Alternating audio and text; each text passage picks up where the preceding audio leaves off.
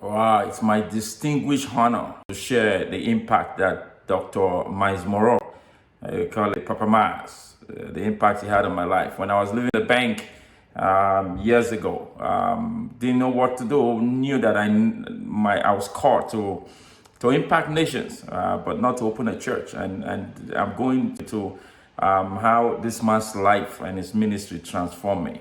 Love the Bible, love God, but wasn't called to the pulpit, just somehow in the marketplace.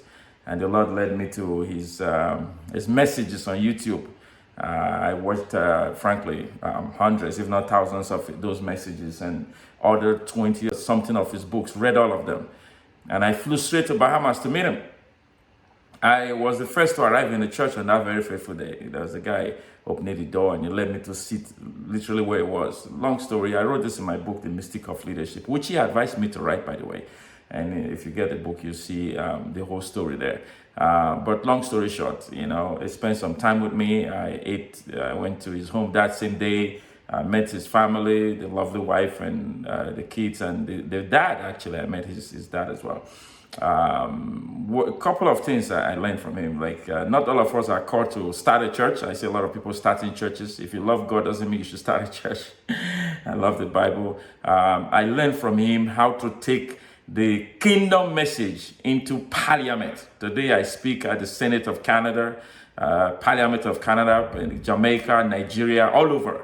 And every now and then when I leave, people is always like, you're a man of God, and I'm able to still deliver leadership lectures in universities. Just recently, University of Toronto, and it's all what I learned from him, how to be a kingdom ambassador in the marketplace.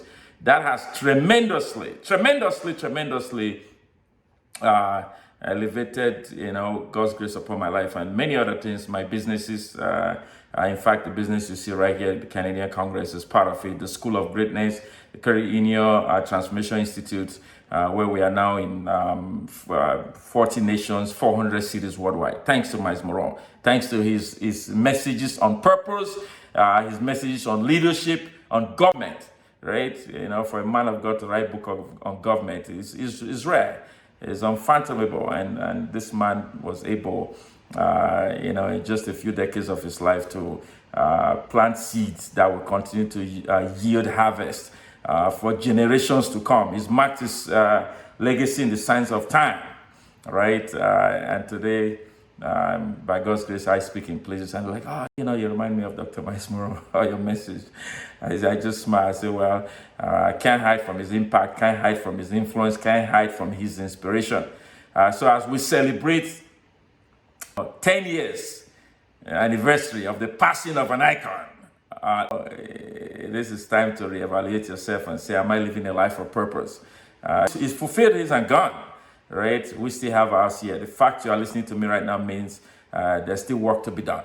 And so thank you, Papa Myles. Thank you, Mama Ruth. Thank you, Pinda. Thank you, the crew that God called to heaven, because he didn't want Papa Myles to come by himself. He just brought in an entourage. He traveled in an entourage while on earth, and he had to travel in an entourage while in heaven. The first few years were sad, and sometimes every now and then we're still sad, but it's a celebration. It's a celebration. So my love, my greetings, my respect, to Carissa, Myles Jr.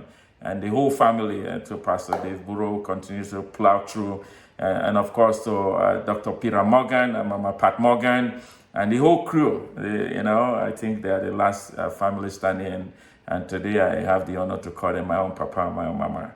Right after Papa Myles, I became a spiritual orphan. And Dr. Peter Morgan adopted me, and the journey continues.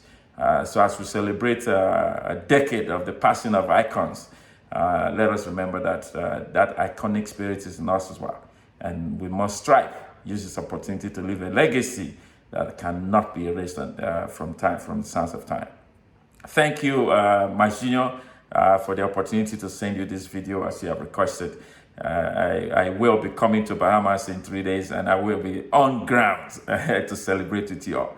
It's Alex Ihama, right? Reporting from Toronto, Canada, Canadian Congress. God bless.